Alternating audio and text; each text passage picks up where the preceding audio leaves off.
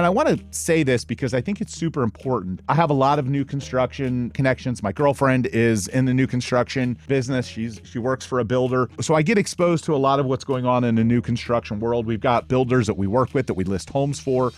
And, the builders continue to chug along and kind of outpace the competition in the market right now because they're able to pre-buy interest rate buy downs in bulk to be able to advertise and advocate for interest rate buy downs for, a couple of years. A lot of builders are doing 2-1 buy downs, meaning the first year 2% lower, the second year 1% lower, and then some even being more aggressive than that. So the reason they can do that is scale.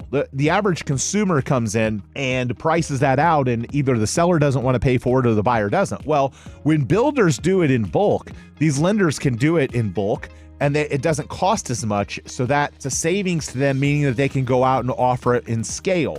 So when builders do that, they attract buyers that might not really be looking at new construction, might look at retail, might look in a different neighborhood, but say, oh, wow, I can save 2 points on my interest by driving 20 minutes every day. Okay, I'll do that. So it's an extra thing that keeps people looking at new construction. However, one other unique thing that we're starting to see, the National Association of Home Builders came out. And while for years, home buyers demanded and wanted bigger homes, we just saw the average home size keep getting bigger and bigger and bigger. And guess what? We're now seeing the opposite. Research is showing that new homes are shrinking and that matches consumer preferences. You've seen the evolving of tiny homes, people building and living in tiny homes, living a more of a nomad life and traveling and living on land with small homes and getting out in the wilderness, and then having maybe a smaller home because they don't spend as much time there. So when it comes to homes that buyers want, detached single-family homes are still the hot commodity. And while there are some buyers certainly looking for larger homes, in 2023, home buyers had a median of 1,802 square feet. However, here's the other thing. While you're seeing more people that are comfortable living in tiny homes or maybe advocating for that, it's also evidence of economic challenges. There are a lot of consumers that end up settling for an 1,800 square foot house that want a 2,000 square foot house, but they look at the cost and say, this isn't the time for it.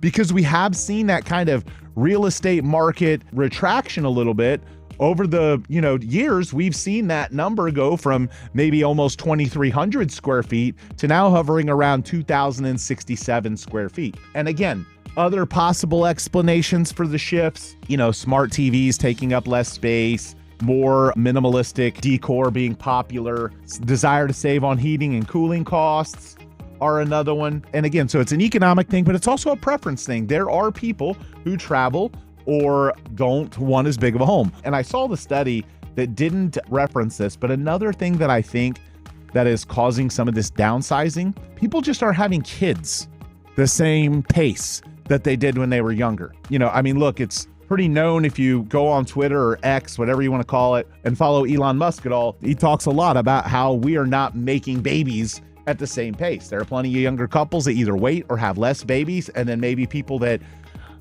get married for a second time and decide not to have babies the second time because they did it the first time. So the point is that because people are having less children and families are smaller, then they don't need as much space. So if you look at family creation and compare it to 20 years ago when we were hovering around 2,300 square feet to today and around 2,000 square feet. So in addition to the economic reasons, in addition to the people just wanting to live a more simple lifestyle and shrinking of furniture, shrinking of televisions.